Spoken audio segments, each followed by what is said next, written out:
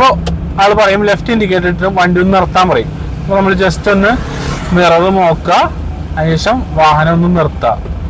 ഇതിപ്പോൾ നിർത്തിയിരിക്കുന്നത്. ഇപ്പോൾ ഇത് സ്ഥിരം ടെസ്റ്റിൽ കണ്ടുവരുന്നൊരു ഇതാണ് കയറ്റത്ത് നിർത്തുക എന്നുള്ളത്. കയറ്റത്ത് നിർത്തിയിട്ട് വീണ്ടും എടുക്കാൻ പറയും. അപ്പോൾ നമ്മൾ എന്ത് ചെയ്യണം, ഫസ്റ്റ് ഗിയർ ഇടുക. നമ്മൾ എന്ത് ചെയ്യും, എല്ലാം ചെയ്യുന്ന മിസ്റ്റേക്ക് ഒറ്റ അടിക്കെങ്കിലും എടുക്കും, വണ്ടി ഓഫായി പോകും. അങ്ങനെ ചെയ്യരുത്. നിങ്ങൾ ക്ലച്ചും ബ്രേക്കും ചവിട്ടി പിടിക്കുക.